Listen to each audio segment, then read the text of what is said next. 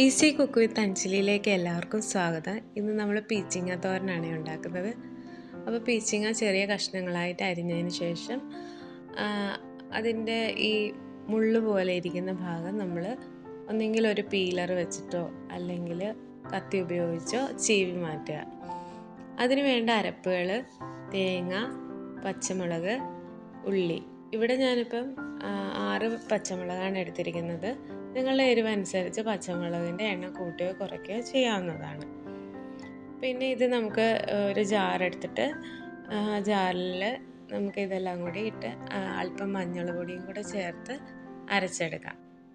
അല്പം വെള്ളം കൂടി ചേർത്ത് അരയ്ക്കണം കേട്ടോ. ഇത് നല്ല രീതിയിൽ പേസ്റ്റ് രൂപത്തിൽ അരഞ്ഞു പോകരുത്. അരപ്പ് ഒരു ചെറിയ ഒന്ന് ഒതുക്കിയെടുത്താൽ മതി. ഒന്ന് അരച്ചൊന്ന് ജസ്റ്റ് ഒരു ഫൈനായിട്ട് അരയ്ക്കേണ്ട, എന്നാലും നമ്മൾ ചെറുതായിട്ട് ഒന്ന് ക്രഷ് 2 പ്രാവശ്യം ഒന്ന് നമ്മുടെ മിക്സിയുടെ ഇത് ഒന്ന് ജസ്റ്റ് ഓണാക്കി ഓഫാക്കി ചെയ്ത് കഴിഞ്ഞാൽ അത് അരഞ്ഞു കിട്ടും. ഇന്നിപ്പോൾ പിള്ളേരും ഉണ്ട് കൂടെ എൻ്റെ കൂടെ വീഡിയോ എടുക്കാനൊക്കെ ആയിട്ട്. അപ്പോൾ ഭയങ്കര രസകരമായിട്ടാണ് ഞങ്ങൾ 3 പേരും കൂടെ ചെയ്തത്. ഇത് അവരും എൻ്റെ കൂടെ ഓരോ കാര്യങ്ങൾ ചെയ്യാൻ കൂട്ടി നിൽക്കുകയൊക്കെ ചെയ്തു. വീഡിയോ എടുക്കാനൊക്കെ അവർക്ക് ഭയങ്കര ഇൻട്രസ്റ്റാണ്. അപ്പോൾ നമുക്കിത് പോയി അരച്ചുകൊണ്ട് വരാം കേട്ടോ. അതിനുശേഷം നമ്മളൊരു പാൻ വെച്ച് അല്പം എണ്ണ ഒഴിച്ച്, എണ്ണ നിങ്ങളുടെ അനുസരിച്ച് നിങ്ങളുടെ ഓപ്ഷനാണ്.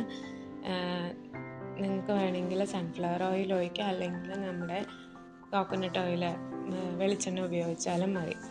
അതിനുശേഷം കടുക് പൊട്ടിച്ച് അതിലേക്ക് നമ്മുടെ ഉള്ളി ഇട്ട് കൊടുക്കുക. അതൊന്ന് നന്നായിട്ട് ചെറിയ തീയിൽ വെച്ചിട്ട് നന്നായിട്ടൊന്ന് ഇളക്കി കൊടുക്കുക. ഇളക്കി നന്നായിട്ട് അത് ഒന്ന് ബ്രൗൺ കളറായി വരുമ്പോഴത്തേക്ക് അതിലേക്ക് നമ്മൾ ഈ അരപ്പ് ഇട്ട് കൊടുക്കുക. അരപ്പിട്ട് കൊടുക്കുമ്പോഴത്തേക്കും പ്രധാനമായിട്ടും നമ്മൾ തീ കുറച്ച് വേണം വെച്ചിരിക്കുക, അല്ലെങ്കിൽ അരപ്പ് പെട്ടെന്ന് കരിഞ്ഞു പോകും.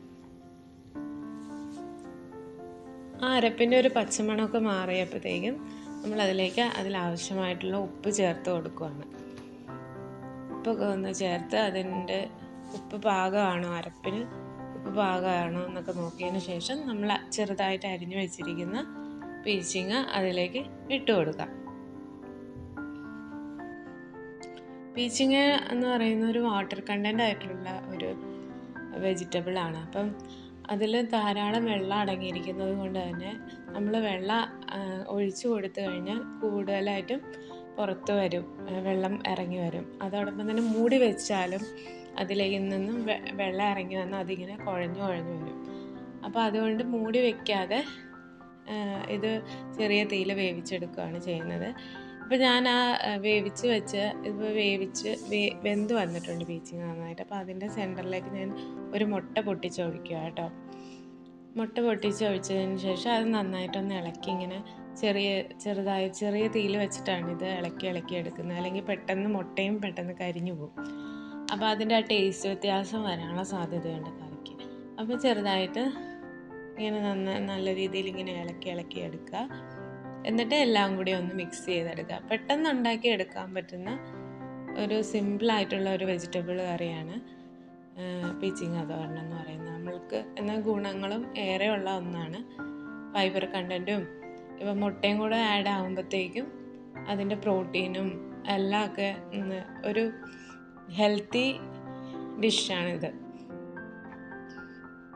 നമ്മൾ കഴിക്കുന്ന ഭക്ഷണം എപ്പോഴും ഹെൽത്തി ഫുഡാക്കി എടുക്കുക എന്നുള്ളതാണ് നമ്മളെപ്പോഴും ലക്ഷ്യമാക്കി എടുക്കേണ്ടത്. അപ്പോൾ താങ്ക് യു ഫോർ വാച്ചിങ്. അപ്പോൾ എൻ്റെ ചാനൽ സബ്സ്ക്രൈബ് ചെയ്യാനും ലൈക്ക് ചെയ്യാനും മറക്കരുത് കേട്ടോ.